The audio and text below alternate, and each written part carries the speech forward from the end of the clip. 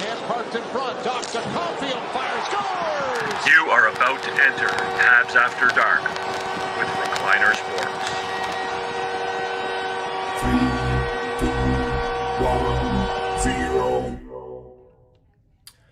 What's going on, gang? Welcome back to Habs After Dark. It's been quite some time. We have not been live in a while, probably since January, I think, was the last time we were live. And I am just going to see if I can open up the comments window here. How do I do that? This has been so long since I've done this. I'm forgetting how to do a lot of the different things that we do on here. And so I'm going to... what do we think, guys? Are we excited? I mean, the Montreal Canadiens win Game 1 of the first round of the playoffs against the Tampa Bay Lightning. Big win. Overtime. Lots to talk about. I'm interested to hear from what you guys think. Obviously, what I think is less important. I'm happy to have some conversations with you guys.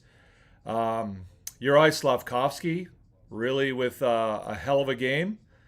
When's the last time we saw a Montreal Canadian player get a hat trick in the playoffs?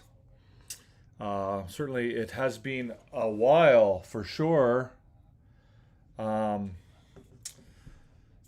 lighting is terrible. I'm going to stand by, guys. I apologize. I have to get myself together here a little bit because it's been a while since I've done a show. I got to get my lighting right. That'll give you guys some time to get your questions set up and get yourselves organized. I got to figure out how to get the... Where is it here? Bring all the front audio fillers, interview chat, main window, network cameras, preferences. Where is the... How do I get the comments? Come on. Minimize, close, hide main windows, bring all the front. Effects, camera switcher, interview chat, main window. Overlays, process, scenes,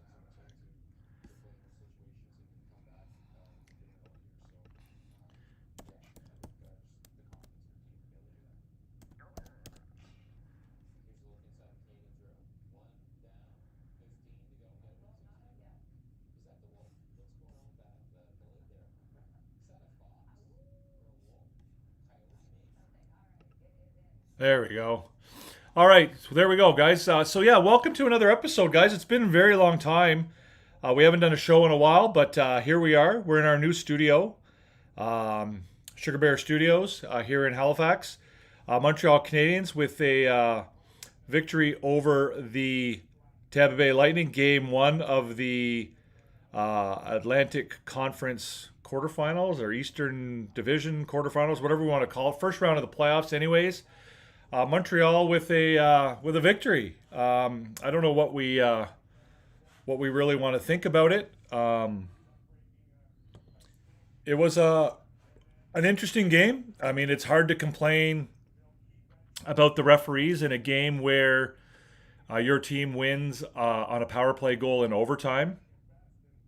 However, the refereeing was very inconsistent tonight, very difficult to follow. I certainly noted the huge discrepancy between this game and Game 1 last year against Washington. Last year, Game 1 against Washington was a bit of a prison rule situation where anything went. You could do whatever you wanted, and there were really no penalty calls at all. Tonight was a lot stricter.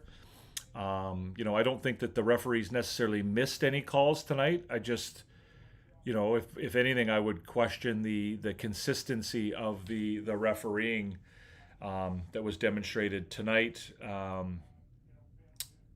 It certainly, to a certain degree, worked in favor of the Montreal Canadiens with, the 3 power play goals scored tonight. The Canadiens were 3 for 5. Tampa Bay was 2 for 5 on the power play. Nice to see the power play get going. As we can recall, the last time the Canadiens played against Tampa Bay in the regular season was a game where the Canadiens got a number of power plays but weren't able to take advantage because they weren't able to score on the power play. They did end up winning that game anyway, but they certainly could have made a much bigger victory if they had been able to take advantage of their power play. So we're live here, guys. On est ici pour parler au sujet des Canadiens. Ce soir, we're live on both TikTok and on YouTube. We will be taking questions on both. I certainly welcome your questions. We will go through the scoreboard and the A-team, but I definitely welcome you to send me your questions and comments because, as I always say, it's much more fun for me to be able to communicate with you than it is just to talk at you about the game. So that's that's kind of where we're at. Again, the Canadiens with a big win over the Tampa Bay Lightning, 4-3, in overtime. The Canadiens' goals were scored, by Josh Anderson and Juraj Slafkovsky. Slafkovsky with 3 goals, a hat trick, and Josh Anderson opened the scoring at 13:24 of the first period to give the Canadiens a 1-0 lead. He had the first goal of the game. Alors, les Canadiens ce soir ont eu 4 buts. What's up, Billy Mack? 4 buts, 3 buts de Juraj Slafkovsky et aussi le premier but du match de Josh Anderson à 13 minutes et 24 secondes de la première période pour donner l'avance aux Canadiens au début de le match. User 2409 on TikTok says, tough loss for us. Can't take all those penalties. Yes, a lack of discipline has been a problem for Tampa Bay all year round. Like I was mentioning earlier, it was a situation in their last regular season game between Montreal and Tampa Bay where Tampa Bay gave Montreal a number of power plays and the Canadiens were not able to take advantage of it. Tonight, the story was very different. Both teams were able to score on the power play. The refereeing was a little inconsistent for my liking, but the Canadiens were able to score on the power play. And Juraj Slafkovsky, of course, was able to be the beneficiary of that and get his hat trick. I guess we don't have to worry about Slafkovsky being a first-round bust anymore. I know there were a lot of people out there that thought that he was for a long time. And now I think we can probably move ourselves beyond that. So what else do we want to talk about? I thought the Canadiens played a pretty solid game tonight. The shot totals were not that impressive. However, I thought the Canadiens were pretty tight in their own zone. I think they were able to minimize the opportunities for scoring for Tampa Bay, especially from their top players. Kucherov was, despite having a couple assists tonight, was largely quiet. Both of his points came on the power play. 5-on-5, he didn't really contribute a whole lot to the Tampa Bay offense, and so the Canadiens, I think, did a good job of shutting him down, along with their top players like Hagel, Point, and Gensel. I thought they were pretty tight on defense. I thought, despite obviously missing Noah Dobson, which is a big loss on their defensive core, I thought they had quite a good game. Obviously, there's always room to be better, but I thought that they were quite good tonight. The defensive side of things, I thought that Alexandre Carrier in particular had a very nice game for the Canadiens. I thought that both Jack Guy and Struble played quite well. They kept their game simple. They were able to contribute where they were able to. But again, I don't think they tried to do too much, and I thought they were very good. Again, I know a lot of Montreal Canadiens fans might have looked at that lineup going in and said, "Oh my God, we got to play both Xhekaj and Struble, two guys who have kind of gone back and forth and been a bit of a rotation, I guess, between the two of them. To have both of them in the lineup at the same time might have been viewed by some as a disadvantage, but I thought both played quite well. Let's have a look at what their time on ice was tonight. Let's go have a look way over here. Time on ice for... What's going on here? Xhekaj 10:59 and Struble 12:33. So not a ton of ice time for either of them, but not too bad either. They both did relatively well when they were on the ice. Like I said, a particular Xhekaj I noticed kind of kept things relatively simple on his end. Struble ended up with a 66% expected goals percentage, and Xhekaj ended up at 74%. So those are pretty solid numbers from both of those guys. Zachary Bolduc, I thought, played a really good game tonight. He was really good on the forecheck. Played a nice physical game. Got under the skin of his opponents at times, and I thought he played really well. Impressed with his game as well. Given the opportunity to start game one of the playoffs, I thought he took advantage of that opportunity and did a really good job. Potato Lover 69 says Slav for Conn Smythe is a lock. Again, I'm sure you're joking to a certain degree. Yeah, he had a great game. Certainly through one game of the playoffs, he's the star. But there's a long road ahead, and we will see how the rest of the playoffs go. But yeah, that's a great start for Slafkovsky. A great performance for him. A great performance from a number of Montreal Canadiens. But again, as far as the score sheet is concerned, Slafkovsky's name is the one that's going to jump off the score sheet at everybody. And, he's the one that people will be talking about tomorrow morning when you turn your radio on as the guy who really starred for the Canadiens. But I think there's a number of players who deserve some credit. But let's have a quick look, guys, at the scoreboard before we get her going too hard here tonight. Here we have the scoreboard. We have, as I mentioned, Josh Anderson opening the scoring at the midway point, right around the midway point of the first period.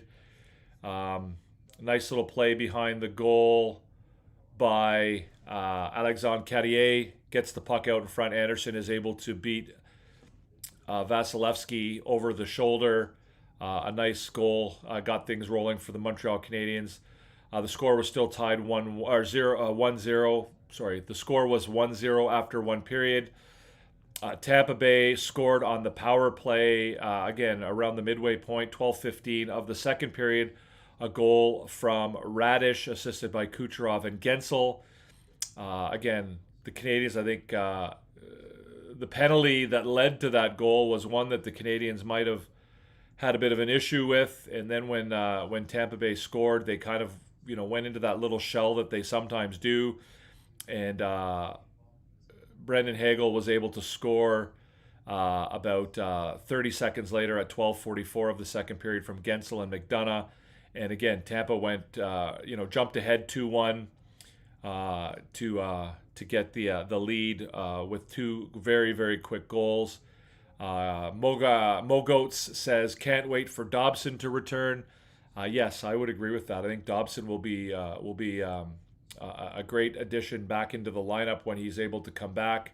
Although I will say that I didn't really have much of an issue with, I don't think that the Canadiens played terribly in his absence. Quite frankly, I thought they were okay.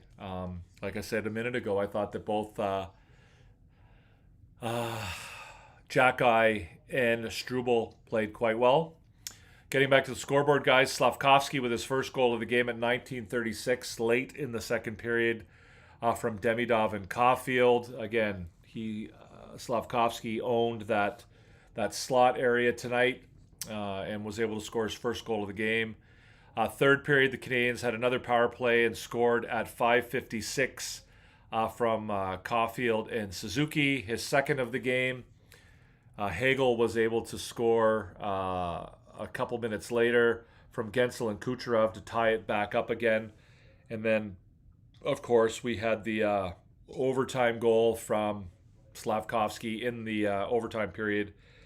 A minute 22 into the overtime, the Canadiens had taken a power play, or the Lightning had taken a penalty late in the period with about 10 seconds left. In the third period, they'd taken a penalty for high sticking, and the Canadiens were on the power play going into the overtime. And of course, Slavkovsky was able to capitalize on that. Assists from Hudson and Suzuki at 1:22, as I just mentioned. And that was your game winner. Hat trick goal for Slavkovsky. Second point on the night for Suzuki. Again, just, the Canadiens getting that power play going is not good news for anybody, in particular for the Tampa Bay Lightning. The Corsi tonight was 53-44. Those are shot attempts. So 53 shot attempts by the Tampa Bay Lightning versus just 44 for the Canadiens. That's in all situations. So that is a bit of an indication of the power plays as well. Both teams with 5 power plays tonight. The shots on goal were 23-20. I still take some issue with whoever's counting the shots. They're very, very conservative in what they consider to be a shot. The Canadiens were stuck on 5 shots for quite some time. I'd like to see what their total shots were for the second period. Second period, the Canadiens registered just says they had 6 shots in the second period. I don't know about that. Anyways, it seemed like the Canadiens were stalled in their shot total for quite some time. The hits were pretty even, 44-42 in favor of Tampa Bay. I will say that I thought that the Canadiens did a very good job of holding their own against a veteran team. There certainly was no indication that they were not able to meet the physical requirements of a playoff game against the Tampa Bay Lightning tonight. They did a great job. I thought they held their own. There was no bullying going on by the Tampa Bay Lightning. They were not able to intimidate the Canadiens. The Canadiens looked very comfortable out there on the ice, and so from the physical perspective, I thought they did very, very well. I fully expected that. I know there's a lot of talk lately about the Canadiens' ability to play a physical playoff-style game. I don't really think that's much of a concern for the Canadiens. I think they have the players who can do that. And I've never really seen them be physically intimidated this year or last year. And so I didn't really have any concerns that way. The Canadiens dominated the face-off circle 36-23. They also dominated the high danger chances 15-6. And the expected goals were 3.21 to 2.2. So in just pure volume of shots and shot attempts, I think the advantage certainly went to the Tampa Bay Lightning tonight. But as far as the actual scoring chances and the realistic opportunities to put the puck in the net, the Canadiens certainly held their own. And then some. I thought they did very well tonight. But I do want to get back to that the physical aspect of the game, right? To me, the issue for the Canadiens has never been their size. It's never been their physicality. I think they've always been fine in that department. I think the bigger issue has always been their experience. And, we have seen the way that the NHL referees like to give the benefit of the doubt to the more veteran teams and the more veteran players. And that was something I think that certainly hurt the Montreal Canadiens last year in their playoff series against Washington. It's also an issue of understanding playoff hockey and how the refereeing is different in playoff hockey than it is in the regular season. and that there's a different standard for what you can and can't do in playoff hockey versus what you can and can't do in the regular season. I thought that the Canadiens struggled a little bit with that last year. They didn't really understand what the line was. They allowed themselves to be taken advantage of a little bit by a guy like Tom Wilson. And, their attempts to stand up to that physical onslaught by him, resulted in them being penalized and struggling from a perspective of having to kill off penalties and giving up power play goals. Tonight, I thought they did a very good job. I think if we look at the statistics, we see that Tampa Bay is a team that, despite their veteranness or their status as a veteran team in the NHL, they are a team that does struggle with their discipline.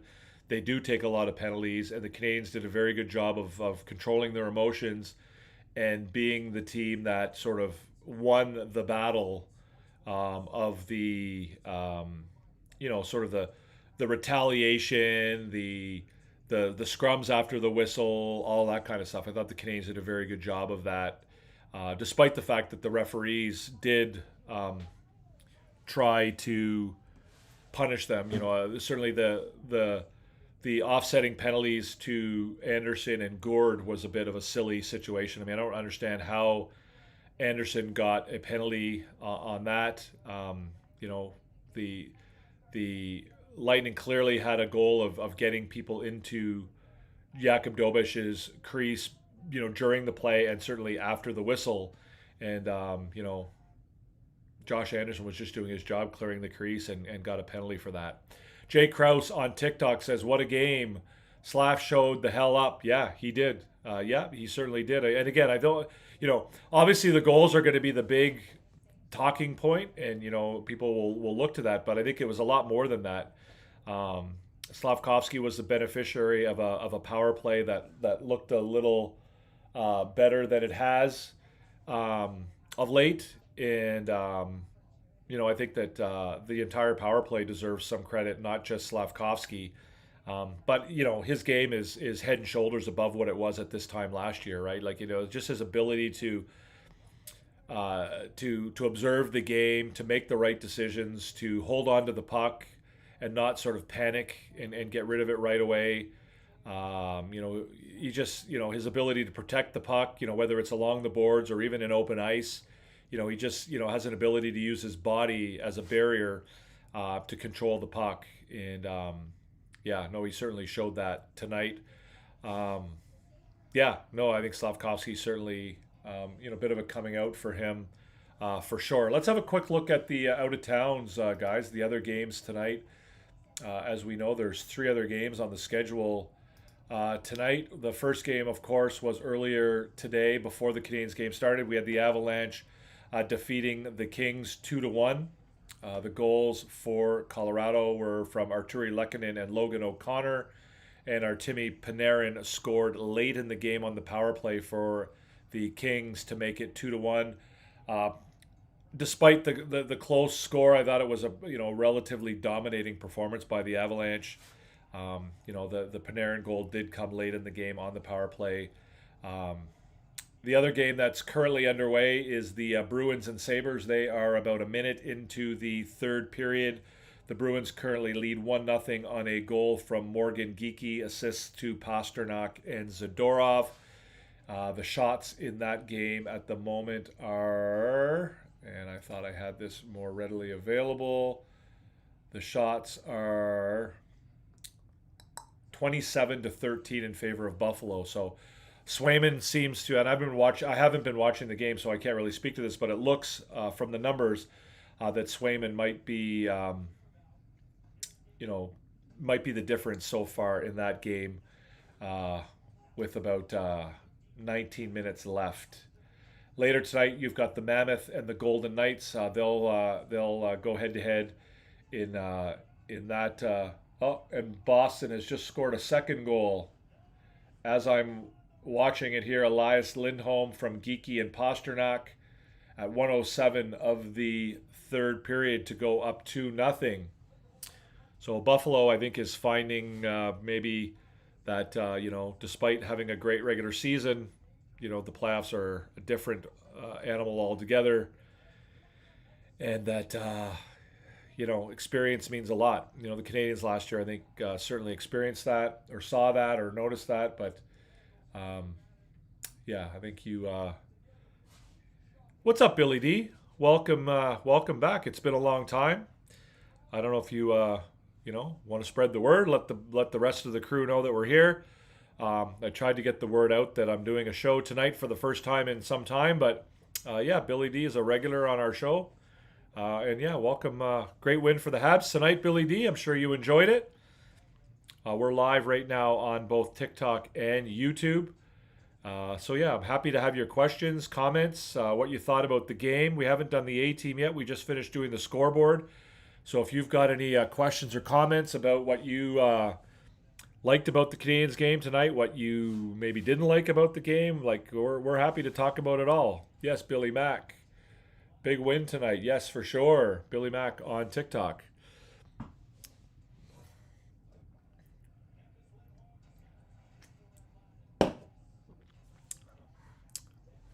It's good to see you too as well, Billy. I'm happy to have you here.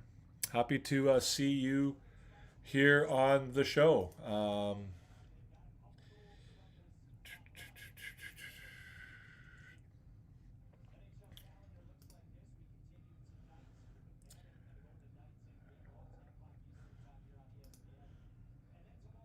Yeah, it was a great game. I thought it was exciting. I thought it was fun. Obviously, overtime is always an exciting way to win the game.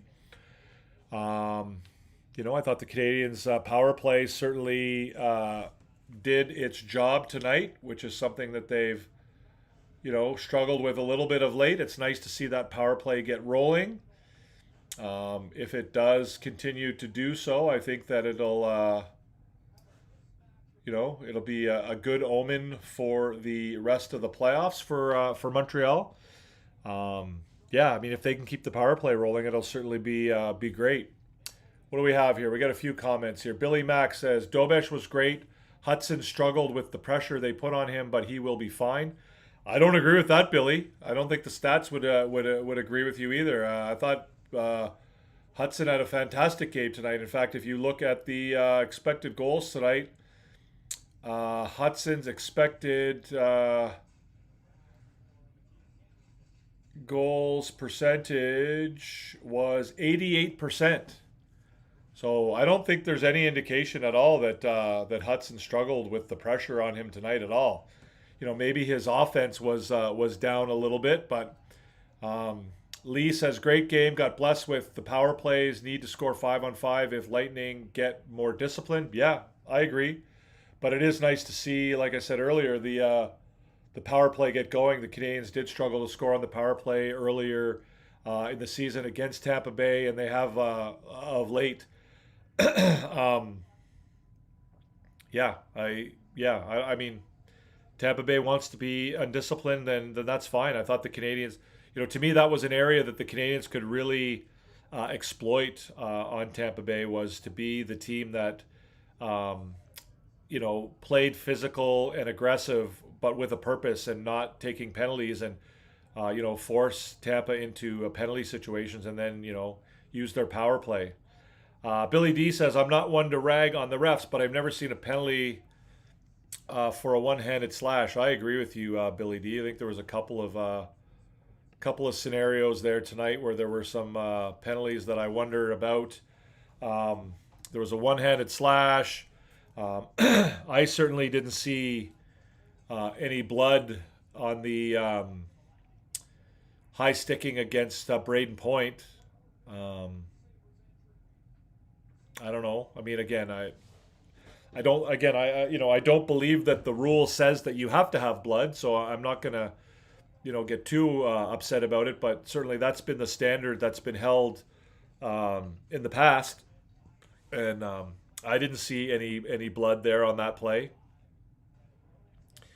But it is what it is. I mean, again, the charging call against Josh Anderson behind the net was not being called in the first place. Nobody was calling that.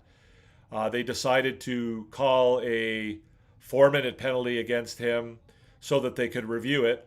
And honestly, for me, under the rule book, that is definitely charging. Josh Anderson was, definitely guilty of a charge on that play, but that's not a charge that's commonly called in the NHL. I mean, if we compare that hit from Anderson to the one that Tom Wilson threw against Alex Carrier in the playoffs last year, there's not a whole lot of difference in those two hits as far as, the amount of distance that the player traveled, the severity of the hit, the aggressiveness, the viciousness, all that stuff. There's not a lot of difference between those two hits. So again, to me, the issue becomes one of consistency and having, the players be able to go on the ice and understand what they're allowed to do and not allowed to do. And, if you're a player in the NHL, I think that's hard because the referees call things differently from one game to the other. I mean, if we remember the Canadiens' first couple games against Washington last year, it was like prison rules, right? I don't think there were barely any penalties called at all. Anything was, everything was wide open. Anything was fair game, and you could do whatever you wanted out there. And then tonight, it was like power play after power play after power play after power play. And it's like, what are you supposed to do as a player? Like we talk about the lack of experience and these young kids playing in the playoffs for the first time in their life or the second time in their life, and they're trying to adapt to playoff hockey and the different standards or whatever you want to talk about when it comes to playoff hockey. And the Canadiens players last year played in a series where you basically had to chop a guy's head off with your stick in order to get a penalty, and then they come out tonight and in the first game it's like there's like these chintzy little penalties, like Billy D points out, a one-handed slash, these chintzy little trips. Obviously the high sticking penalties are going to be high sticking penalties. If you hit somebody in the head or above the shoulders with your stick, that's going to be a penalty no matter what. But these chintzy little penalties for slashing and holding, and it's just, how are these young kids supposed to know what they're allowed to do on the ice when the referees don't know half the time? And again, I'm not one to really, I'm one to complain about the referees because I think they're terrible. I think they do a bad job. I think the rules in the NHL are poorly written, and I think the referees do a horrible job of enforcing them. And tonight was no different. Obviously in tonight's game, in one degree, I guess it kind of, benefited the Canadiens because they ended up, winning the game, and they ended up scoring 3 power play goals, including one in overtime. But, that doesn't change the fact that the refereeing was bad. And when I say the refereeing's bad, I don't mean that it gave an advantage to either team, I don't think. I think the refereeing was bad across the board. But, it's bad from the sense that the players are not given a standard that they can live up to, because the rules are always different depending on which referees you get from one game to the next. My 2 cents worth. So anyways, I don't know what you guys think about all that, but I'd love to hear your thoughts on the game. I thought there were a number of players that played well. Obviously Slavkovsky is the name that's going to jump off the score sheet, but I thought Demidov played really, really well tonight. Believe it or not, Demidov had a 95% expected goals percentage. So that means that of all the expected goals that happened while he was on the ice, 95 of them were in his team's favor. So 2.04 expected goals for while Demidov was on the ice, and just 0.11 against. I am reading TikTok now. What's going on? No, I'm reading both. Are you sending questions? I didn't see any questions from you. We're live both on TikTok and on YouTube, guys, so feel free to send me your questions on either. Let me know what you thought about the game. Let me know your thoughts, and we're happy to deal with both. But Demidov tonight with a 95% expected goals percentage. Who else? Hudson with an 88% expected goals percentage. Nick Suzuki, 83%. Caulfield, 83%. Slavkovsky, 83%. Bolduc, who I also thought. I didn't see your messages, no. TikTok must be blocking them out because I see no questions from you. Sorry. Send it again if you want to try again. Yeah, Bolduc I thought had a really good game. As I mentioned earlier, I thought the Jack Guy and Struble both played well. Carrier had a strong game tonight. Guys like Kapanen, Danault, Newhook, Anderson on the penalty kill tonight, I thought did yeoman's work, especially in the first period. Josh Anderson stood out, as Billy D says. Billy D says, so happy for Slav. He was unfairly treated as a kid coming in. Yeah, absolutely. Right. There were a lot of fans out there that talked about Slavkovsky being a bust, comparing him to guys like Logan Cooley and to others. Again, a guy who had 50 points in each of his first two seasons as an 18 and 19-year-old in the league. Certainly nothing to turn your nose up at. And, he took it up to another, an even higher level. I think 73 points this season, right? And so, yeah, I don't know what to say, but like Slavkovsky has been good from the beginning, and he's only getting better.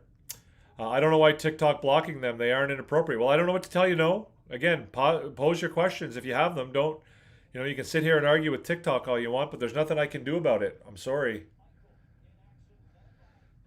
Billy D says, Josh stood out. Say what you like, but we're darn lucky to have him in the playoffs. Yeah, I've always been a Josh Anderson guy.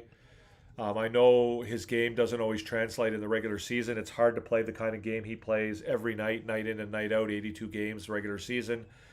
But I thought he played great. He's obviously, his physicality is big. His presence on the ice, his ability to be an intimidator, a guy who has the ability to defend his teammates, and who can put the puck in the net when he gets the opportunity, right? A guy who, we saw that tonight. He almost had a second goal on the deflection. Unfortunately, the puck was maybe an inch or two above the crossbar, and that goal was called back. But, he was around it all night tonight. And that's what I think Gallagher, could probably, if he gets back in the lineup, could probably have a similar impact on the team and on the game if he gets back in the lineup. That penalty always. I don't know what to respond to that. No, I'm sorry, man. You have to give me a little bit more of a complete question than that. Stick break. Okay, I still don't know what you mean. No, sorry. So yeah, I mean, a number of guys. The one-hand slash. I don't think the stick broke on that play, did it? I think it fell out of his hands. I think he dropped the stick, but on the one-hand slash, I don't believe it was a broken stick. I could be wrong on that, but from what I saw. But again, I've seen a number of plays where the broken stick is not called. I agree with you that it's often called, but again, it's the playoffs, and again, I don't have any problem with that penalty being called if it's going to be called consistently, right? Right, like and the comparison that it's not always called. It's often called. It's called a lot. But it's not always called. And again, my issue here is more about the consistency of things. And again, we have a group of young, it's not always called. No, you can say that all you want, but it's not always called. In fact, it's been situations this year where I thought it should have been called and it wasn't called. But the issue here is more about the consistency of the standard of play and what's allowed and what's not allowed. It's not. I'm sorry. No, you can you can feel free to repeat yourself over and over again. It's not always called. So, I mean, it's called a lot. It's called often. I agree with that, but it's not always called.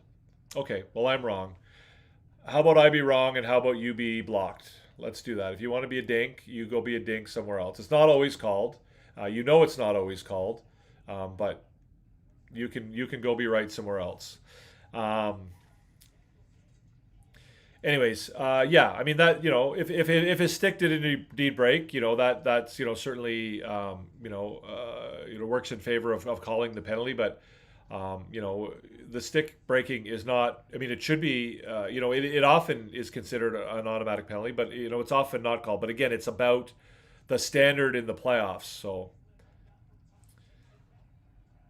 yes, I hear you. No, yeah. So yeah, I just you can't sort of send a message to these players, especially the younger ones, that you know one game they can do whatever they want, and then the next game there's got to be a higher standard.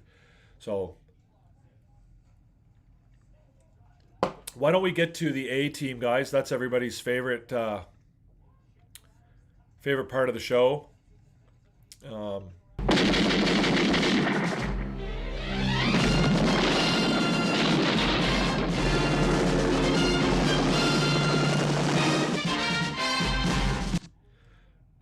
If you want to hang out, no, I'll get back to your questions there in a second if you want to talk about Anaheim. But just give me a minute here to get through the A team. If you want to join us on YouTube to see the graphics, you can certainly do that. But tonight's A team was Josh Anderson, Lane Hudson, Ivan Demidov, and Uri Slavkovsky. Those are my choices for tonight's A team. The A team, of course, being the four Montreal Canadiens that I felt were the biggest contributors to the Canadiens' performance. Not sure what your thoughts are on all of that. You can agree with me, disagree with me. If you feel like there's somebody else that should be on there, feel free to pipe in or pipe up. Again, Anderson, Hudson, Demidov, Slavkovsky. I feel like we've talked about the reasons why these guys are on the A team for tonight already. But I'm happy to go over some of it again. I will get, if we want to talk about Anaheim in a second there, no, just hang on. NHL playoff, who do I think is going to win the Stanley Cup? I have no idea. NHL playoff, I really couldn't tell you. I'm not a big prognosticator. I'm not a guy who likes to predict things I don't really know. I couldn't tell you. Anderson, again, like as we've already mentioned, physical presence out there, using his speed, his size on the forecheck, creating havoc, big hits. Again, punished a little bit by the standard of who knows what you're allowed to do and what you're not allowed to do. I think he was victimized by that a little bit tonight. Had one goal and then had another that was just barely a high stick and was called back. Lane Hudson, perhaps not as flashy and spectacular as we're used to seeing him offensively, but again, he's just become a very, very, very solid two-way defenseman now, right? He's a guy who, doesn't have to have 2 or 3 points in order to contribute to the team. Tonight, he was just, there was nothing. He gave up nothing on defense. I believe he was on the ice for the first goal against. But, for the most part, it's just like gave away nothing on defense, had an assist on the overtime goal, I think. Yeah, on the overtime goal. Just played really, really well.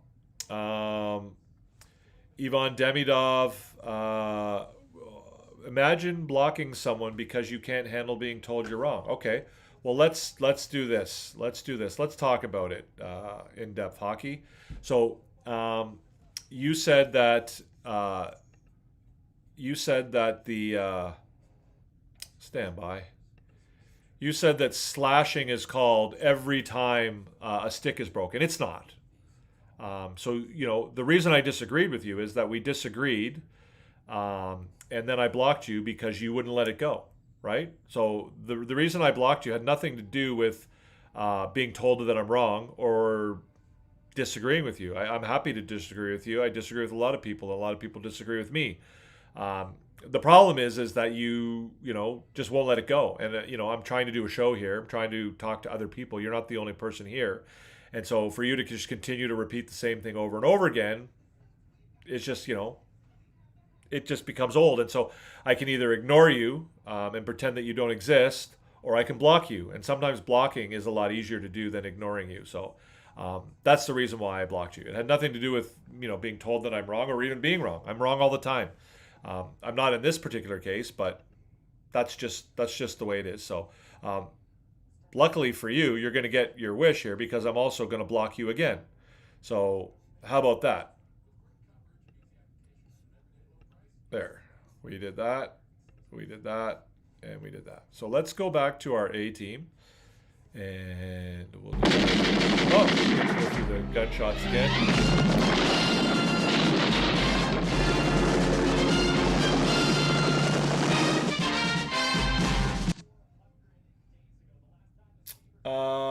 Yeah, so Lane Hudson again, perhaps not as spectacular on the scoreboard as we're we've grown accustomed to seeing, but did a great job all around defense. I think we said earlier 88% expected goals percentage.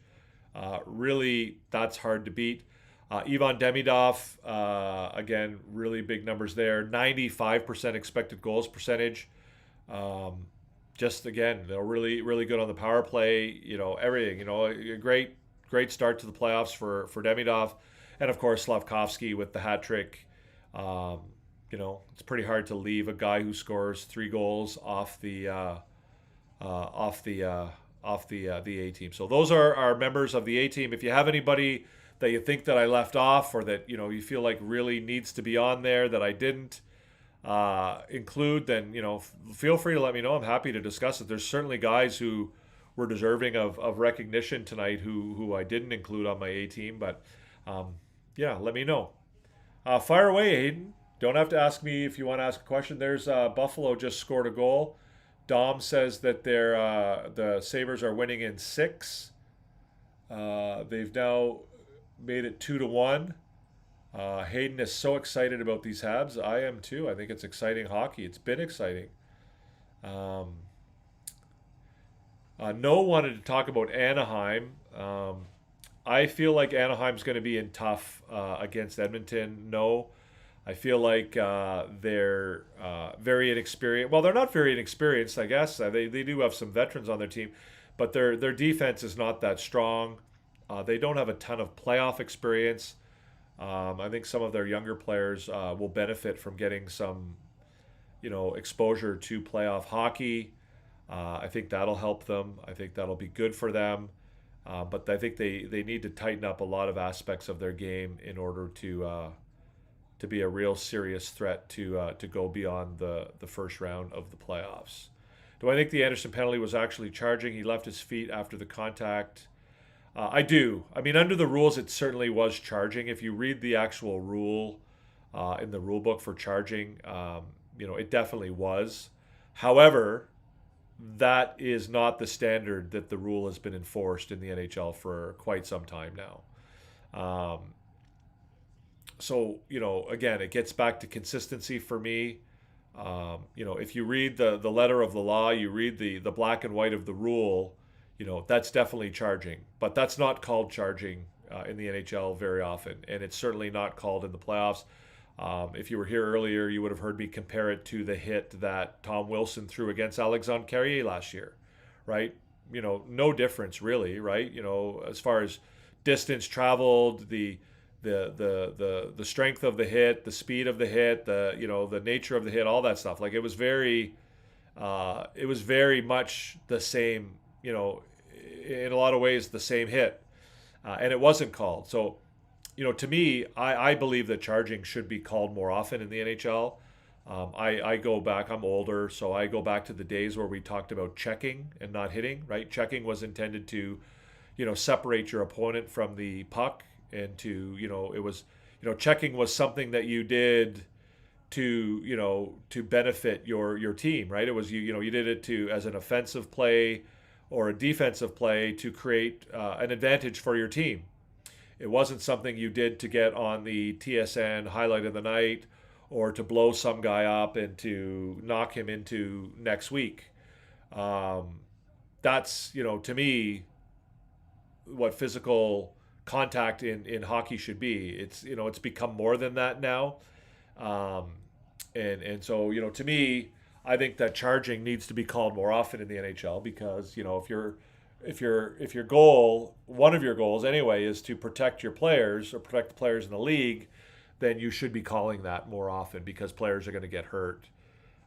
as we've seen, right? And, people will talk about toughness and rah, rah, rah. The macho types will come out and say, well, yeah, you're trying to pussify hockey and all this kind of stuff. Well, if you want hockey to be around for a long time, as these players continue to get bigger and stronger and more physical, you're going to have to, enforce the rules in a different way than you currently do. Otherwise, things are going to go badly.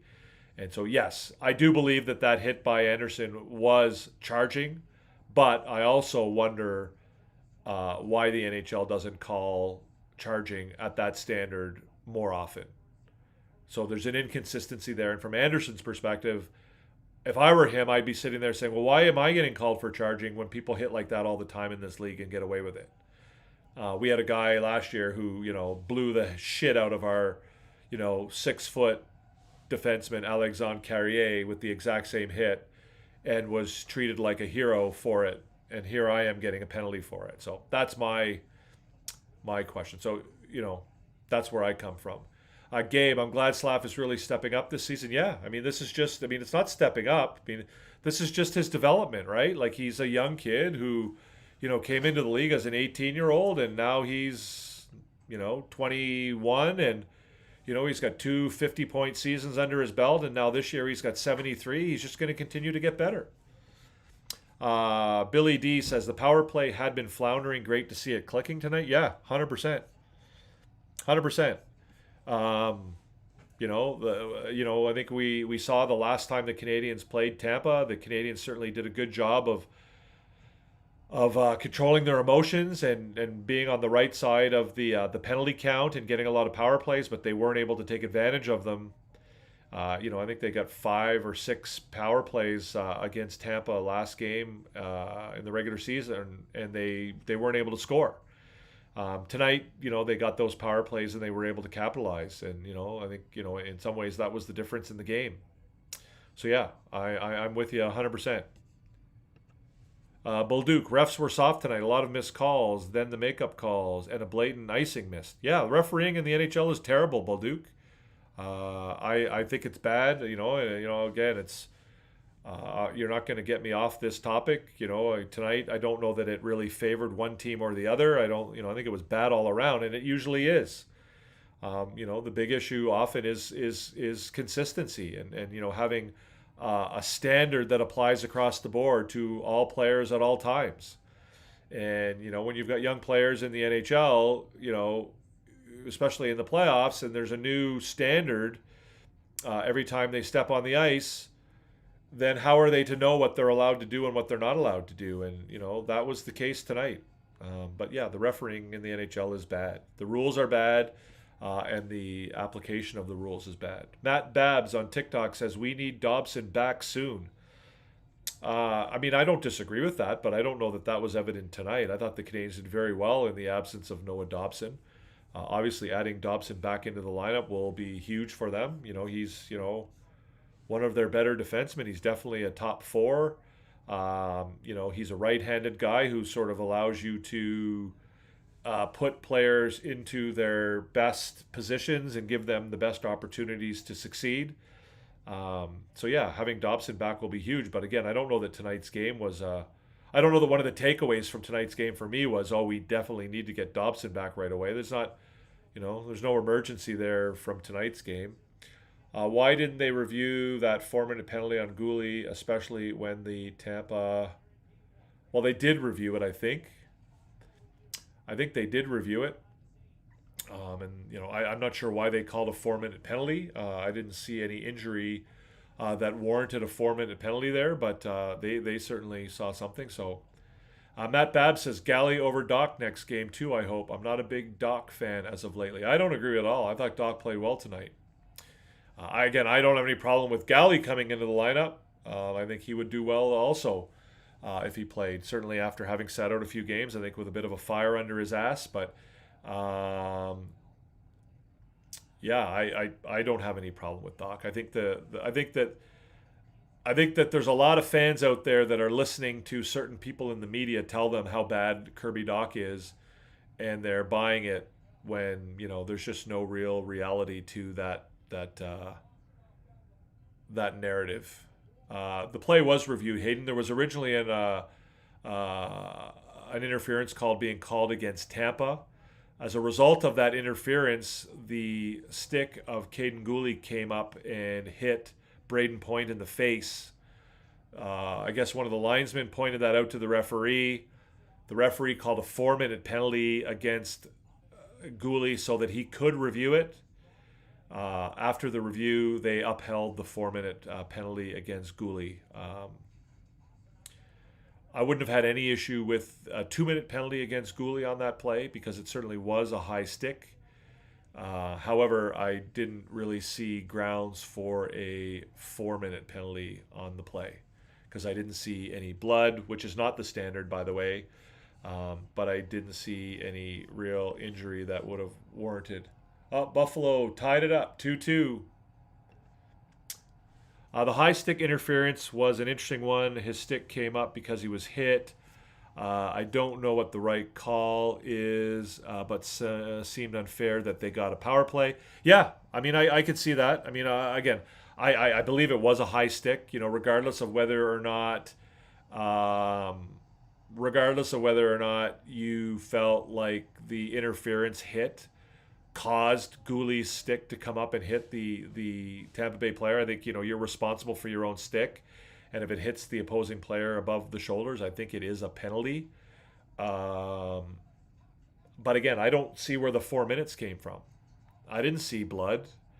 It wasn't that bad of a high stick to me. I didn't see any injury that warranted a high stick being called.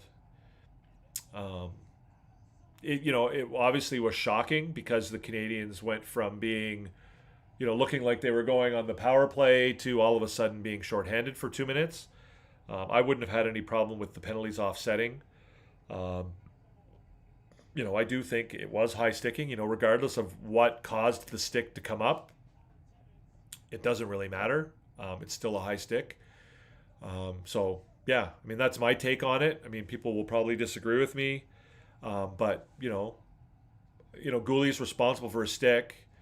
And, just because, the stick was propelled by, the interference by Hagel, I think it was, doesn't really change that. So I guess that answers Billy D's question as well. Yeah, I mean, again, even, you could say, well, why didn't the referees see that and why didn't they call it? Again, it gets back to the referees. We have two situations tonight, right, where we have the referees who were not calling a penalty who then decided after the fact that they were going to call a penalty, right?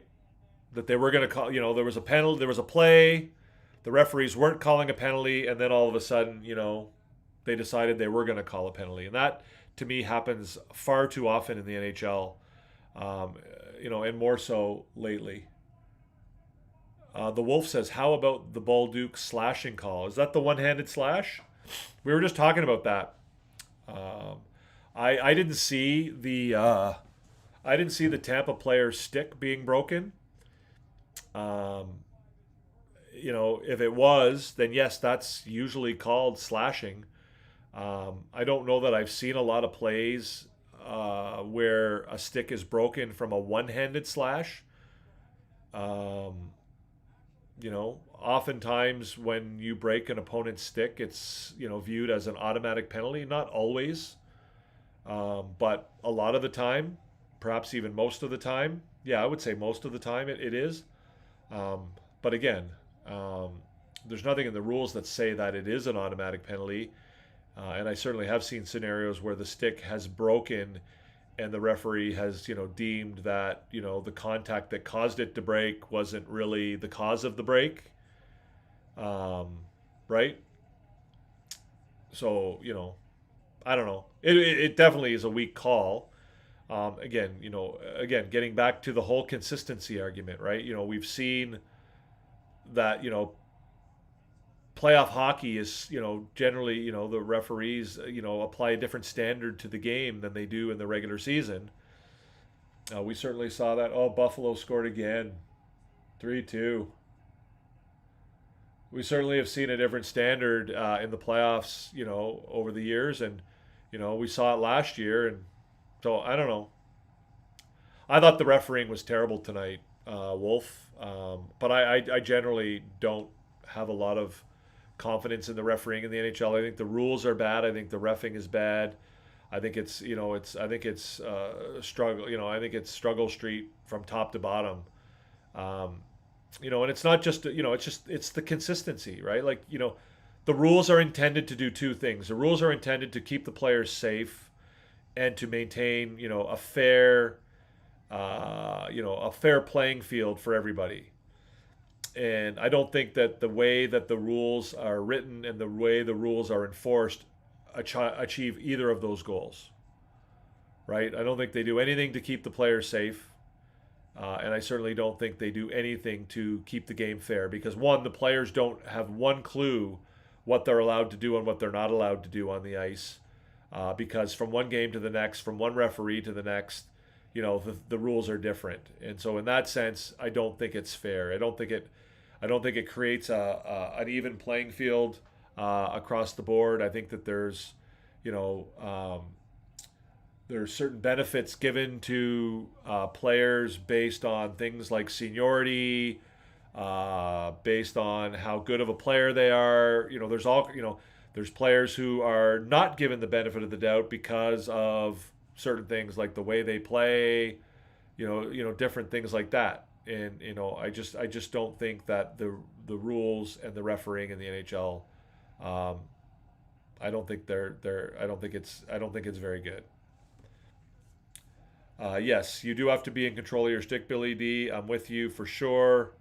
I think I wouldn't have had any trouble at all with a 2-minute penalty on that play against Gouli because he certainly did have his stick high, and it did certainly hit Braden Point in the face. But again, I did not see any grounds for a 4-minute power play there. I mean, they didn't even barely look. Who was it that later? I think there was a player. Was it Gouli again? Was it Gouli was involved again where he took a high stick and they didn't spend any time really worrying about whether he was injured enough to get a 4-minute power play. Looked as though he dropped his stick, but it was snapped in half. Definitely a slash. Okay. Well, again, it's not definitely a slash. I mean, his stick might have broken in half, but again, I don't think it's any secret to anybody in the NHL that there are scenarios where sticks break with very little pressure applied to them, right? We've seen guys' sticks break and Buffalo scores, empty netter, 4-2. We've seen sticks break on wrist shots. We've seen sticks break, on players just receiving a pass. So again, the idea that, sticks break because, again, it was a one-handed slash. Right, so I'm not. I don't know that I buy this idea that we've seen situations where penalties were not called where a player's stick broke. It's not called all the time. That's why they should go back to wooden sticks, says Burn Dogman. Well, I don't know about that. I think we would see a significant decrease in scoring in the NHL if they went back to wooden sticks. I think we would see. A big change in the game. I think I don't, and not necessarily a positive change in the game if they went back to wooden sticks. So, if you're on YouTube, guys, give us a thumbs up if you're enjoying the show. I see we've got 1 thumbs up so far. We've got only 4 people watching. Billy D, I think, is probably one of them. Bolduc might be the other. But yeah, if you're over on YouTube watching, give us a thumbs up. If you're on TikTok, tap the screen, like, share, and follow. We'll stay live here for a little bit longer if you guys remain interested. But again, I don't want to sit here and just yap at you. If you have questions, ideally you'll pop down over to our YouTube channel. Recliner Sports 4 is our YouTube channel. You'll pop over here and fire away. And if you're over on TikTok, you can certainly send your questions over on TikTok as well. Thank you for the thumbs up, much appreciated. Yeah, that would be awesome too. So we'll stay live here for a little bit longer. It's been a while since we've done a show. Like I said earlier, I took a bit of a break. I think the last time we did a show was maybe in February or maybe even late January. But I'm going to try and do shows throughout the playoffs here. Probably end up going live during the games on TikTok and then live on TikTok and YouTube after the game with our show Habs After Dark. Si vous avez des questions en français, on est bien capable de vous répondre aussi en français.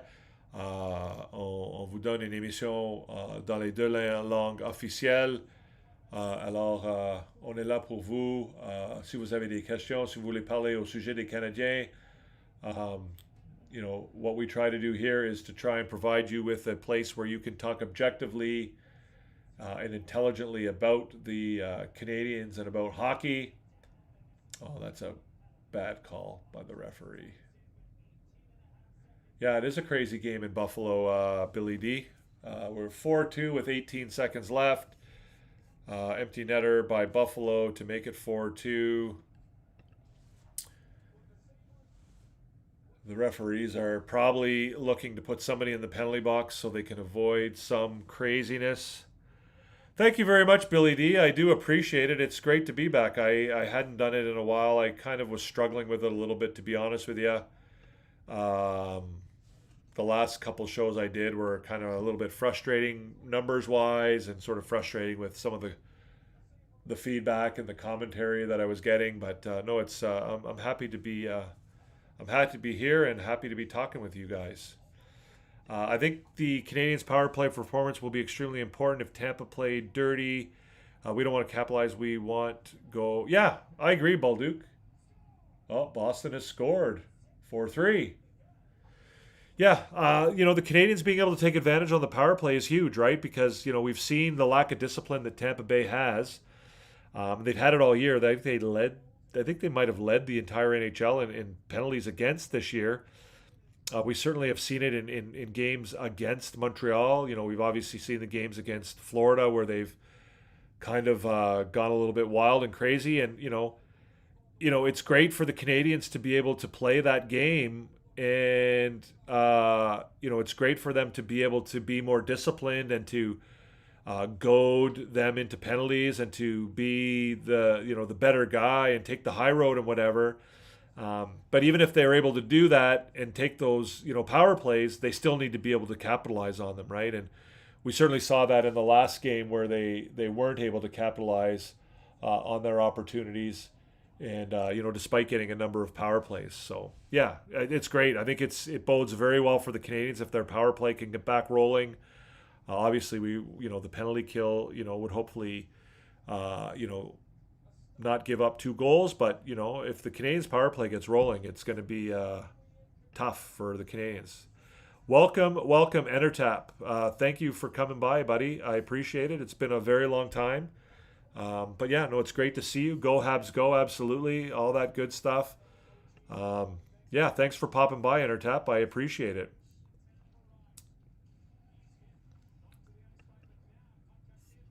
Billy D says Utah and Vegas are on the go there now. The young Habs team can frustrate with their speed both ways. Yeah, the Canadian speed is big, and Tampa's not a fast team. So the Canadiens can definitely take advantage of them from that perspective. If they can get their speed rolling. I still think there's a lot. Tonight I think they won the game, but I still am dying to see the Canadiens step on the ice and just dictate the play to another team. Right, go out there and play their game, where they go out there and they force the other team to adapt to them as opposed to beating the other team at their game. And tonight I feel like the Canadiens beat Tampa Bay at their game, which is great. Don't get me wrong, and I love that. And they've shown an ability to do that. But again, I can't wait for the day where they go out and they play their forechecking game. They clog up the neutral zone and create turnovers in the neutral zone, and they kill plays in the defensive zone and create turnovers and play that transition game where they just come in wave after wave after wave after wave, right? Where they're creating turnovers in the other team's end and creating scoring chances off that. They're creating turnovers in the neutral zone and creating scoring chances off of that. And then they're doing the same in their own end. And the Canadiens are the most dangerous when they're when they get the other team on the back foot, right? When they create a turnover and they they transition the play really, really quickly going back the other way, right? They might pick off a pass or create a turnover in the neutral zone, and bang, they're going the other way. And before the other team can realize what's going on and catch their breath and get on their front foot, the Canadiens get a scoring chance. And that's when they're playing their best hockey.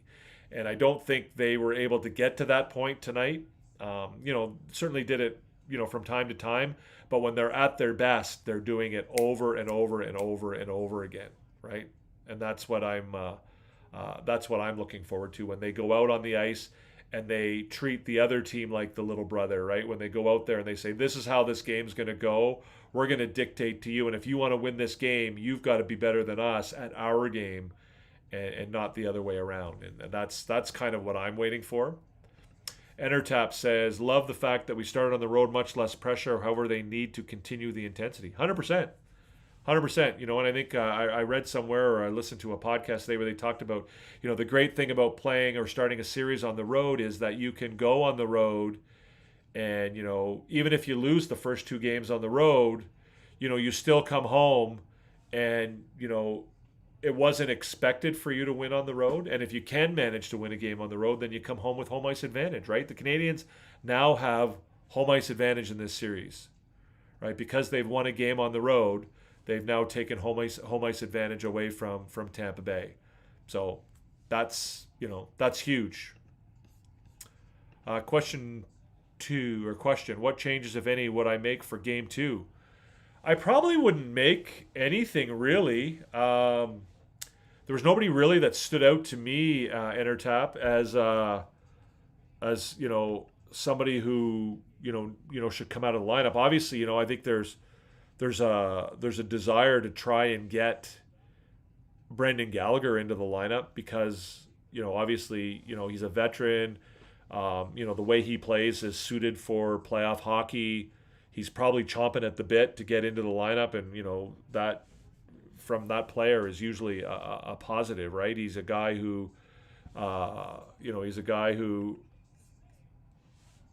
does well coming off of situations like this. He's a guy, he's not a sook. He's not a guy who's going to mope about it. He's going to come back in the lineup and make the most of it.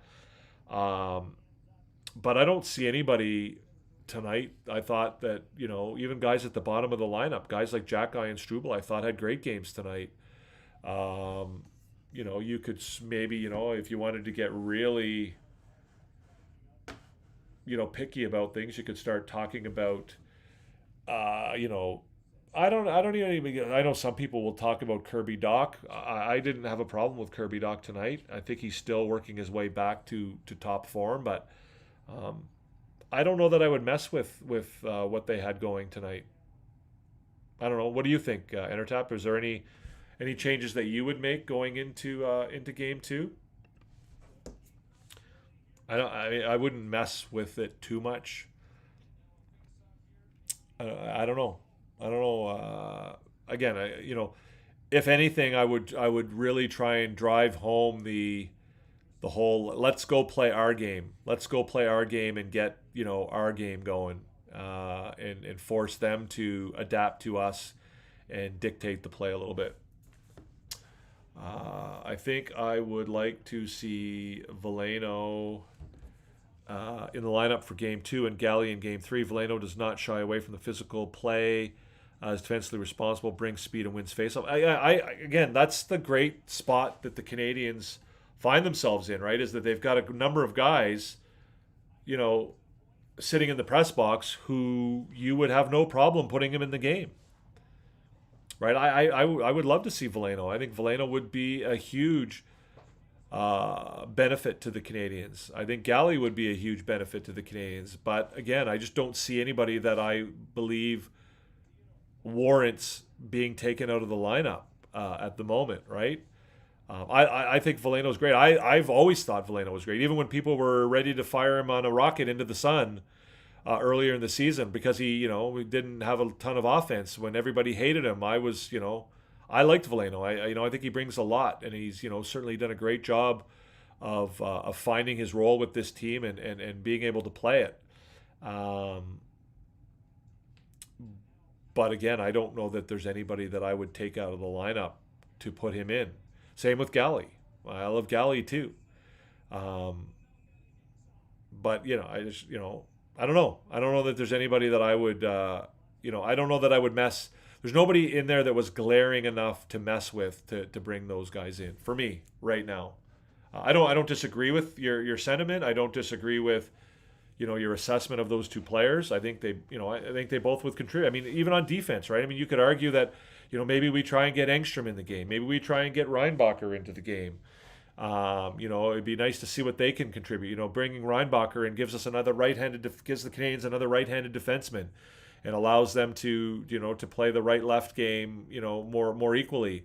Engstrom is also very capable of playing on the right-hand side, and you could. But again, didn't see anything tonight that would warrant having any of the defensemen come out of the lineup. I thought that Jack Guy and Struble both played really, really well. Bolduc says, only reason you bring in Veleno is for his face-off abilities. You can Evans and Deneau on the right. It's not a need. Yeah, I mean, I don't disagree. I don't agree with that completely, Bolduc. I think that there's reasons other than just the face-offs to bring Veleno in. I think you bring him in because of his, he's just a very steady guy and a reliable guy that you can put on the ice at any time in any scenario. And you don't really, you can count on him to do the right things, right? He's not going to make mistakes. He's not going to hurt you. I mean, he's not going to do a whole lot offensively, or he certainly hasn't so far this year. But he's going to do everything. He's not going to hurt you. And he's a guy who's going to go out there and shut things down and be physical and play the game that needs. To use Marty St. Louis, one of his favorite expressions, he's going to play the game that's in front of him. I was not impressed with Texier's game tonight, and I would like to see Doc a little more aggressive, especially with his size. Yeah, I think that whole. I honestly think I don't disagree with that, Intertap. I think that I would personally think about putting, and not now because I don't think it warrants it after tonight's game, but going into tonight's game, I would have thought about putting Kapanen back on the second line. I think that the best version of that second line was when it was Kapanen, Newhook, and Demidov. I know that they did struggle, but again, just because they struggled didn't mean that it didn't erase the success that they had prior to that. And I think sometimes, you might change things up, but I think, sometimes you do need to go back to what worked as well. As far as Doc is concerned, I do think that he probably is not at 100% just yet, which, again, some people might say that's an argument why he shouldn't be in the lineup. I don't know. I didn't have an issue with Texier. I didn't really have an issue with Doc. Again, if you told me that you were putting in Veleno and Gallagher and taking out Texier and Doc, I wouldn't be upset about it. I certainly wouldn't be. Because I think that those guys both bring elements that Texier and Doc maybe don't. And I don't think that the Canadiens would be worse by bringing those guys in the lineup. But at the same time, you're coming off a win. And I don't know that I would mess with things on that basis. Thomas says Thomas on TikTok says, winning this without Dobson is huge. I've seen rumors he's in Tampa. Could come back soon. I haven't seen the rumors that he's in Tampa. I've certainly heard from guys like Arpon Basu that he thinks that maybe they're slow playing his injury a little bit, and that he's not necessarily as hurt, and that maybe he's not going to be out as long as people think. But we'll see. Yeah, I mean, winning without Dobson is huge, and obviously bringing Dobson back to the lineup will be a benefit to the Canadiens. But again, I thought they looked really, really good despite not having him tonight. Intertap, you are correct in saying maybe no changes. Most winning coaches don't change the lineup after a win. Yeah, I mean, again, I don't necessarily always agree with that. I mean, I think if somebody stood out tonight as being a real deficiency, if there was some guy that really, really struggled tonight, and maybe whether you gave up a lot of scoring chances or a lot of goals or or what have you.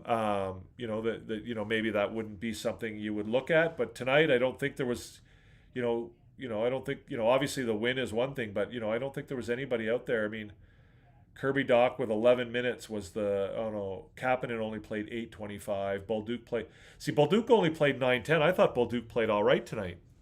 But, yeah, I don't think there was anybody that really stood out to me as, deserving to be taken out of lineup.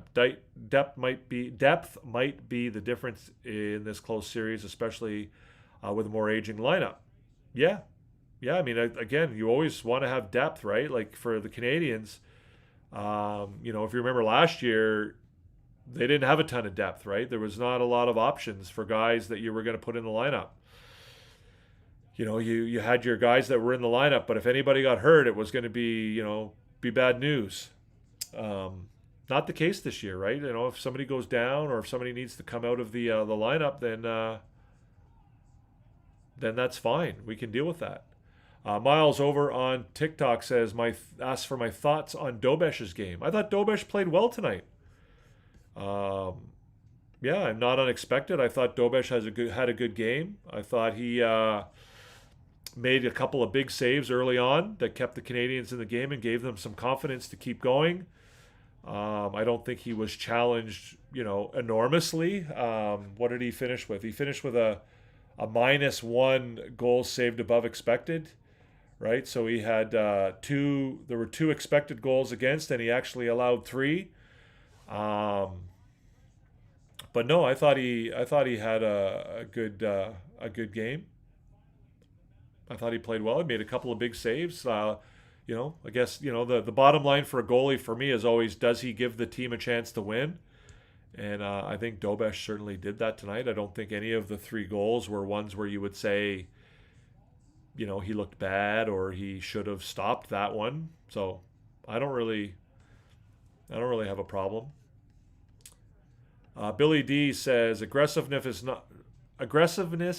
not part of Doc's game. Just how it is. He has cleanest face in NHL with all the face washes he takes. Yeah, okay. I don't agree with that completely. But I like Doc. I've been a fan of Doc. I think Doc is in a tough situation. He's a guy who's dealt with a lot of adversity. I do think right now he's lacking a little bit of aggression. I think that, that's not necessarily unexpected given how, his career is gone with injury and so on and so forth. But, once he gets out there and gets a little bit more confidence, I think that probably will come back around. And, if he can get a lengthy period of time where he's healthy, then, I think that could be to great benefit to the Montreal Canadiens. Larry, don't worry, man. Don't mention. I'm glad that you're here. I'm sure you were watching Coaches live. His coach is probably, I don't know if he's done yet, but I'm sure that's where you were, and I certainly wouldn't expect you to be anywhere else. I haven't been live for a long time, but I'm really happy to see you and glad that you're here. I was really pleased with the entire defensive core tonight and loved the play of Arbor, who led the team in hits and turnovers. Yeah. I thought Jackeye played really, really well tonight, right? Again, just typical Arbor Jackeye where, he plays his best hockey when he keeps it simple, right? A lot of really short, quick passes in the neutral zone and coming out of his own end. But also, made some nice plays in the offensive zone. There was one point where he made a really, really nice cross, from the top of the left point to the right-hand corner, like where he made a really nice pass. His vision appears to be improving as far as his ability to see the entire ice and to make good decisions. I thought Jackeye had, not a spectacular game, and I don't think you want Jackeye to have a spectacular game, because if he's having a spectacular game, it means he's doing probably too much. But yeah, I thought he was, and again, it's like I said earlier, like, you could, make a very strong argument for, maybe we should try and get Engstrom in there. Maybe we should try and get, Reinbacher in there or whatever. But, I don't think that there's any real grounds to make any moves, and certainly not to, make any moves on the defense. Balduke says he looked confident, not something he's had a lot of this year. Yeah, I think you're still talking about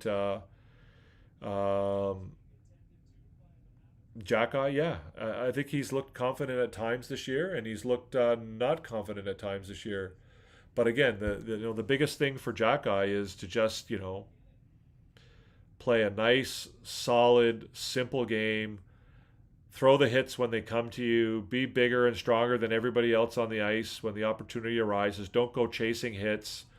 Don't go, chasing big plays or long passes or fancy whatever. Like, just go and be a nice, solid player. And I think he did that. He's done that. He's done that a lot lately, to be honest with you. I am back, RDP. What's going on? Great to see you, man. Great to see you. Coach just ended, says Larry.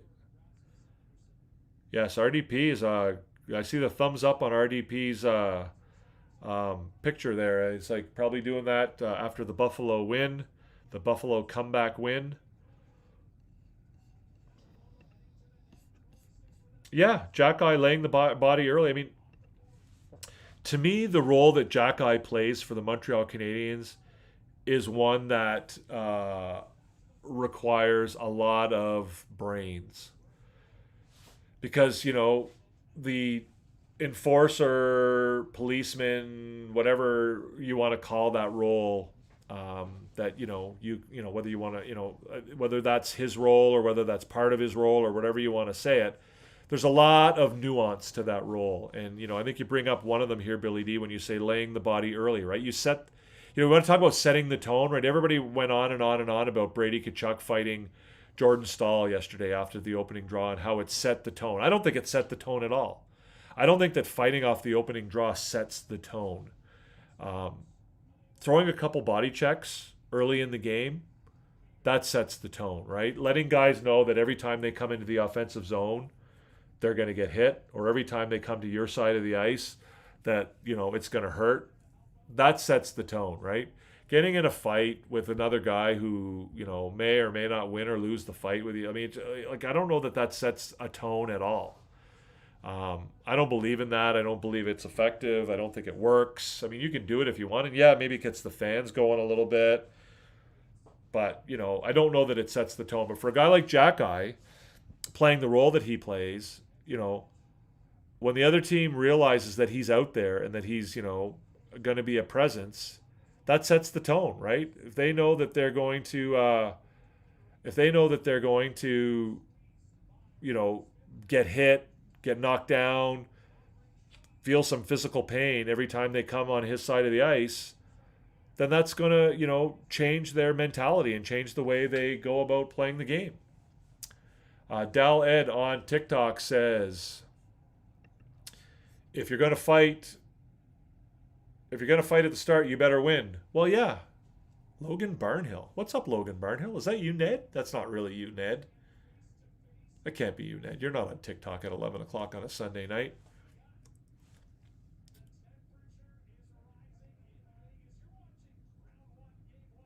Can't be. Anyways. Yeah, I mean, it's not even that. It's just like, I just don't, there's like, how is that possibly setting a tone? Like, what tone are you setting? Oh, you better win the fight. Yeah, I guess you better win the fight. I mean, he lost the fight and he lost the game. But, like, it's just like it doesn't set a tone. Like, I don't understand what a fight at the beginning of a game like that sets a tone. There's just so many other ways to set a tone. A big penalty kill. A hit, a couple hits, a blocked shot. These are things that set the tone. But like a premeditated, contrived fight that you've been thinking about for, 3 or 4 days beforehand, like it just, I don't know. It just doesn't, to me, it just doesn't move the needle for me. Just doesn't move the needle for me. Like, I don't get that. But again, getting back to Jack-Eye, him being out there early in the game, letting Tampa know that this wasn't going to be an easy, game for them, and that they were going to, even if they were going to win, they were going to pay a physical price for it. That's part of his job, and he did it really, really well tonight. It's obvious that Tampa Bay is trying to set the body on our smaller players, but guys like Anderson, Arbor, Struble, and even Slav are saying no way. Yeah, yeah, to a degree.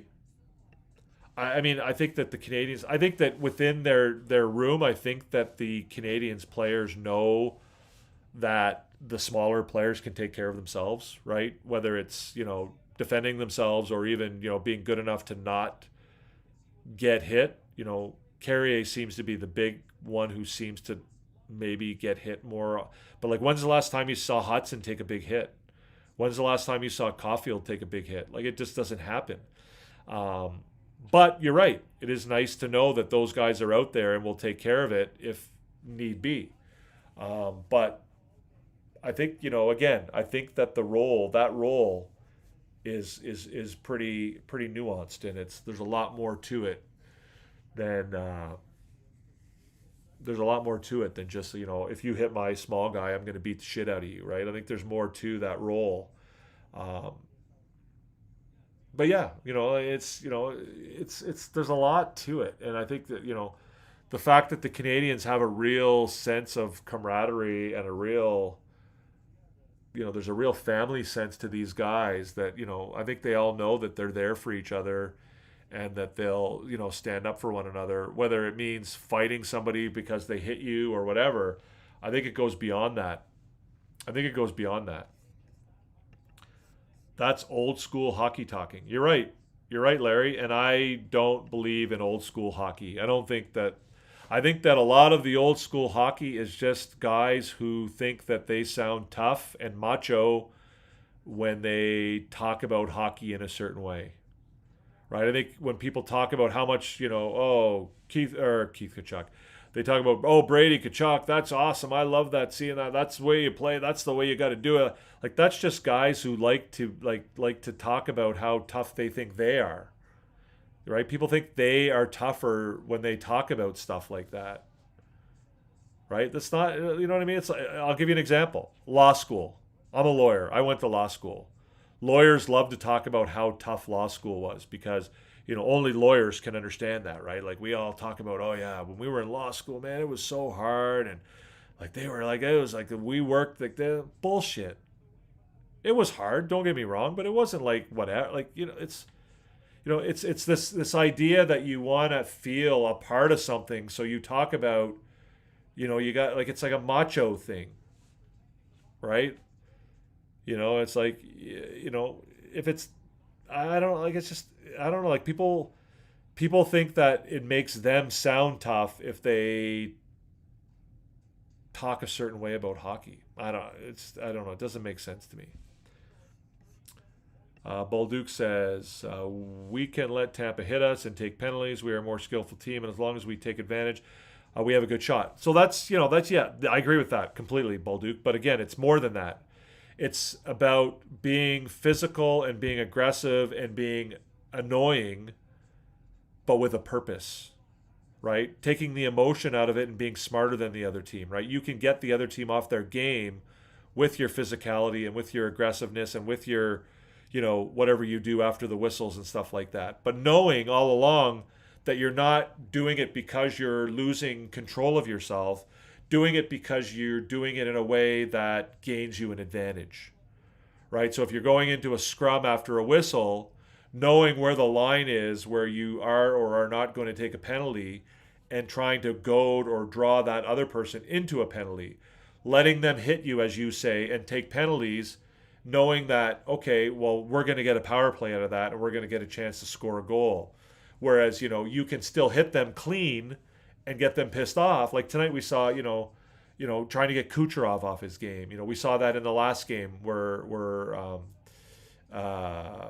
Josh Anderson was able to get Kucherov off his game a little bit, right? Like getting them off their game and forcing them to take penalties, right? And like play, it doesn't mean you don't play physical. It doesn't mean you don't play aggressively, but you do it with a purpose. You do it deliberately and without, letting your emotions take over. And when you do it that way, then you're more likely to win that, that discipline game. You're more likely to win the, the power play game. Maybe it's because of the power plays, but Hudson can't continue to play 29 plus minutes per game. Will take the toll sooner or later. Yeah. Well, I think it's also because he's now also playing on the penalty kill, right? So he's killing penalties. He's on the power play. And tonight, there were a lot of both of those. With Dobson in the lineup, Hudson now becomes a second pairing penalty killer for you, which he's very good at, by the way, for all those people who think that he's not a good defensive defenseman. But you're right. Hopefully, you get a game where it's not as close and you can sort of rest him a little bit. But with both Struble and Jackeye in the lineup, with him having to kill penalties because Dobson's out, he's going to get, 29 minutes is way too much. You're right. Don't disagree. But hopefully, like I said, you'll get a game. Hopefully Dobson will get it back in the lineup. But hopefully also you'll get a game where, going into the third period, they've got, a 2 or 3 goal lead where you don't have to put him on the ice every second shift. Well, he played a fair amount on the PK tonight. I don't know what the numbers are. I don't have them in front of me at the moment, but I know he was on the ice. Certainly in the first period, he was on the ice for. Somebody can check what his penalty kill time was tonight. Aaron Shack says on TikTok, pretty crazy, but before the game, I called Habs 4-3 overtime. Slav game-winning goal. Good for you, man. Good for you. Congratulations. Well done. Hudson played. Also Bolduc says, he's had, because of Dobson's absence, he's playing the full power play as well, right? The motivation being to keep Matheson. Yeah, I think the toll will be more on Matheson if he has to play those 28 or 29 minutes than it would be on Hudson. But yeah, I don't know. It's funny because I had a thought before tonight's game, and I know people will jump all over me for this, but I thought about, who would you most want to have as a shadow to shut down Nikita Kucherov? Of all the Montreal Canadiens players, who would have the skill set to be most effective at shutting down Nikita Kucherov? And to me, the answer is pretty clearly Lane Hudson. And I just wondered and thought, what would it be? Only 44 seconds on the penalty kill? Okay, I stand corrected. I know he certainly played those first 2 penalty kills. He was on the ice for both of them. I thought, it was just a thought that crossed my mind, is that this idea that, if you went to Hudson before the game and said, your role tonight is going to be just to shut down Nikita Kucherov. He gets nothing tonight. How well suited Lane Hudson would be to that task, right? With his speed, with his quickness, with his edges, with his tenacity, with his, when's the last time Lane Hudson ever failed at anything? Anyways, I know that's never going to happen. It was just kind of a weird thought I had before the game, but I think his ice time is not ideal. I agree with you completely on that intertap, but I think the fact that he is, killing some penalties, I guess.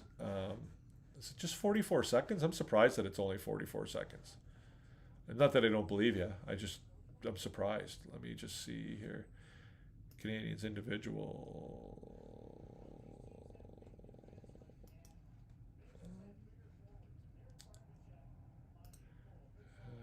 Canadiens on ice. 4-on-5 penalty kill. 43 seconds. There it is. So yeah. I don't know. You're right though. You're right. He does. I don't think it's going to be ideal for Lane Hudson to be playing 29 minutes plus. What did he finish with tonight? He finished with 29 even. And what did Matheson? Matheson only had 22.55. Yeah, that's a lot. That's a lot. Yeah, you're gonna have to give more ice, I think, to Struble and Struble and Jackeye with other players. But we'll see. Anyways, it's a win. it's a win, and that's all there is to it, right? We don't really have to get into the rest of all that stuff, but back in the bubble playoffs, Texier actually did a great job shadowing Kucherov. Yeah, I agree. Yeah, I saw that myself, Entertap, which is why I was kind of wondering about maybe putting Kapanen up onto the second line and moving Texier down to the third, so he could be on a line with Anderson and who would it be? It would be Anderson, Texier, and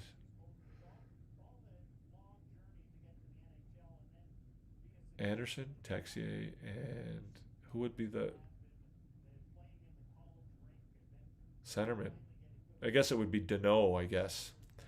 But yeah, I did see that. You know, the 2019 playoffs. I don't think it was it the bubble or was it whatever it was. He did. He got Kucherov well off his game, and Kucherov took. Did he get suspended? I thought I think he might even get suspended for a game. So yeah. Anyways, Carrier needs to keep his head off during the playoffs. Yeah, he does. You're right. He's one of the guys who I mentioned earlier. Like I said, he has a habit of getting hit. I think that the smaller players in the Canadiens are pretty good about not getting hit. Carrier might be the exception to that rule. But yeah, he does have to be a little bit more careful and protective of his body. I mean, it's nice to have a guy who's willing to sacrifice himself and put it on the line. But Carrier does need to be better in those scenarios. But yeah. Anyways, guys, I think I'm going to end the show there. We've been on for over an hour and a half here now. I certainly do really appreciate everybody for popping by, whether you're on TikTok or whether you're on YouTube.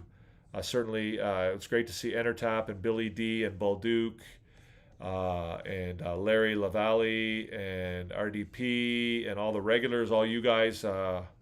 It's awesome to see you guys. Some of the guys who were on earlier. Billy D's been on from the very beginning, and I do appreciate that. All you on TikTok who were asking me questions. It's been awesome. I haven't been on for a long time, and it is nice to be back. It's nice to talk about the games. Obviously, nice to be able to talk about a win, of course. I'm going to try and do these lives now throughout the playoffs. I just love talking about the game with you guys, it's not just about asking me questions.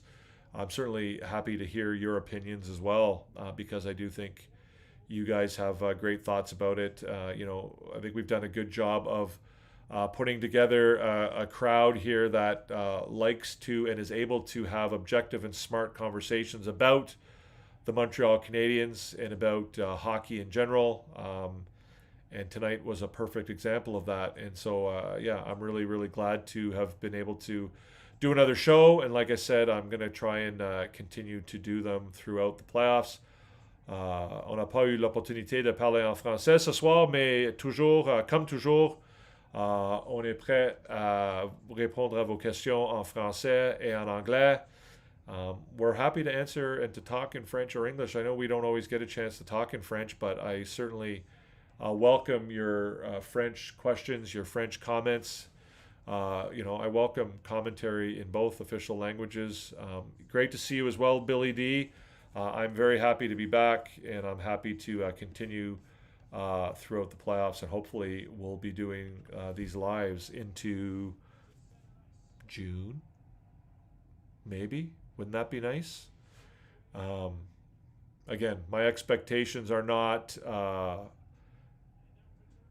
through the roof for this team, and that's not because I don't think they're capable of doing a lot. It's more of me having reasonable expectations for them and understanding that they're at a certain stage of the rebuild where, the experience that they're getting right now is the most important thing, and their ability to, adapt and play in the playoffs is something that will benefit them in the future and going forward. Hey, there's PLW. Welcome, pal. I'm glad you made it. We are unfortunately shutting things down here in a few minutes, PLW, but I'm glad you made it. I am going to, as I was just saying, do shows throughout the playoffs, and so if you want to pop by next time, I know that you're a regular over on Coach's show, and you usually hang out there until he's done. But if you're available after he's finished, certainly would love for you to come by, man. It's great to see you. some of the regular crew, PLW, Billy D, Entertap, Bolduc. Give us a thumbs up. I saw another thumbs up. Go there. If you're here and you haven't given us a thumbs up, certainly do so.